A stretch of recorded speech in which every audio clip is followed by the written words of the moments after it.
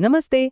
દરેક ઘરમાં એક એવો સમય આવે છે નહીં, જ્યારે જે બાળક એક સમયે આપણો પડછાયો બનીને ફરતું હતું, તે જ બાળક હવે અચાનક પોતાના રૂમનો દરવાજો બંધ કરવા લાગે છે. અથવા તો પછી આપણા લાંબા લાંબા સવાલોના જવાબ ફક્ત એક શબ્દમાં જ આપે. અને આપણે તરત જ એને શું કહીએ? હા, ટીનેજ એટીટ્યૂડ. પણ ચાલો એક મિનિટ વિચારીએ, શું આ ખરેખર બળવો છે કે પછી આ એક મોટા થવાની, સ્વતંત્ર બનવાની એક કુદરતી પ્રક્રિયા છે? birbulji.com પર અમે માનીએ છીએ કે આ એક પરિવર્તન છે. તો આજે આપણે સમજીશું કે આપણા સાંસ્કૃતિક મૂલ્ય મર્યાદાને ડરથી નહીં પરંતુ એક નવી અને મજબૂત ભાગીદારી બનાવીને કેવી રીતે જાળવી શકાય.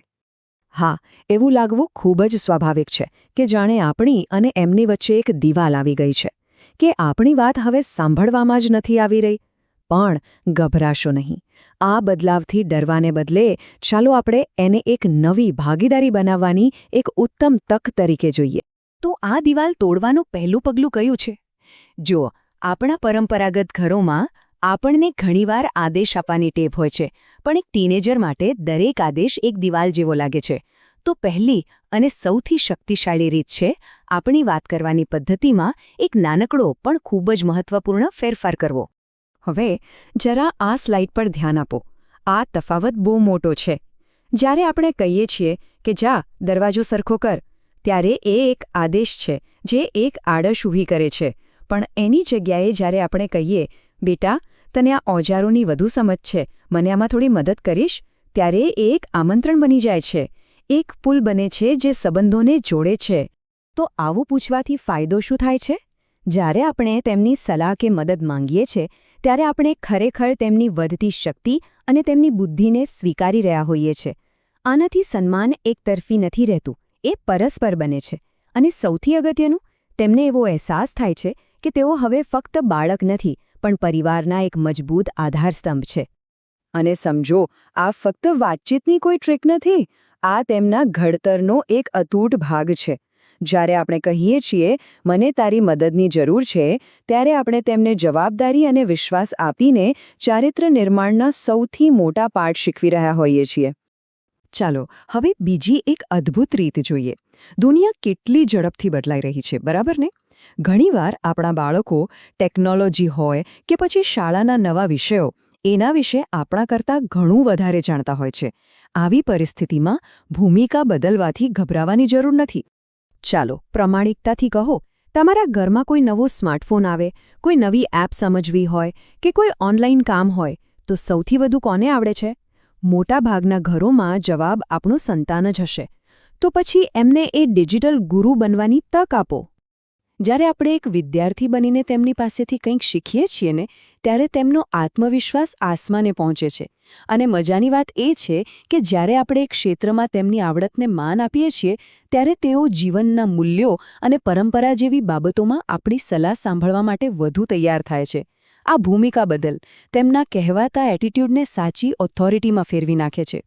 અને હવે ત્રીજી અને સૌથી મહત્વપૂર્ણ રીત પર આવીએ. આજની પેઢીને બધું જ લોજિક સાથે જોઈએ. દરેક વાત પાછળનું શા માટે એ જાણવા માંગે છે. તો પછી આપણા જે સાંસ્કૃતિક મૂલ્યો છે, એમને તેમની સાથે કેવી રીતે જોડી શકાય? જુઓ, આપણી સંસ્કૃતિમાં મર્યાદાનું સ્થાન ખૂબ જ ઊંચું છે. પરંતુ આધુનિક પેઢી માટે મર્યાદાનો અર્થ ડરથી કરાવવામાં આવતું પાલન નથી. એનો સાચો અર્થ છે પરિવારના મૂલ્યો, એની પ્રતિષ્ઠા અને આપણા વારસા પ્રત્યે સભાનપણે સમજી વિચારીને પ્રતિબદ્ધ રહેવું. એટલે પેલું આપણું જૂનું વાક્ય છે ને, કારણ કે મેં કહ્યું, એને તો હવે ભૂલી જ જવાનું છે. એના બદલે તેની પાછળનો તર્ક સમજાવો. આપણા સંસ્કારોને આધુનિક તર્ક સાથે જોડો. દાખલા તરીકે તમે કહી શકો, આપણે આ પરંપરાનું પાલન એટલા માટે કરીએ છીએ કારણ કે તેનાથી આપણા પરિવારની પ્રતિષ્ઠા જોડાયેલી છે. અથવા આપણા પૂર્વજોનું સન્માન કરવા માટે આ કરવું જરૂરી છે. એક વાત યાદ રાખજો, જ્યારે તેઓ શા માટે સમજી જાય છે, ત્યારે તેઓ એ રસ્તા પર કોઈના દબાણથી નહીં પણ પોતાની પસંદગીથી ચાલે છે. અને આ જ સાચી સમજ પારિવારિક બંધનોને જીવનભર માટે અતૂટ બનાવે છે. તો આ બધી વાતનો સાર શું છે? સાર એ છે કે આપણી ભૂમિકા હવે ફક્ત બોસની નથી રહી. હવે આપણે એક માર્ગદર્શક બનવાનું છે.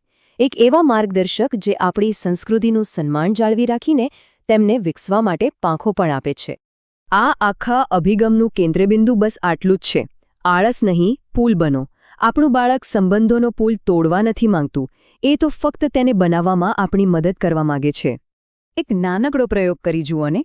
આ અઠવાડિયે ઘરના કોઈપણ એક નાના નિર્ણયમાં તેમની સલાહ લો. પછી ભલે તે નિર્ણય કેટલો પણ નાનો કેમ ન હોય, અને પછી શાંતિથી જુઓ કે ઘરની આખી ઊર્જામાં કેવો સકારાત્મક બદલાવ આવે છે. કિશોરોના વાલીપણા વિશે આવી વધુ ટિપ્સ માટે birbal.com ની મુલાકાત ચોક્કસ લો. ચાલો સાથે મળીને સન્માન કેળવીએ અને સંબંધોને વધુ મજબૂત બનાવીએ.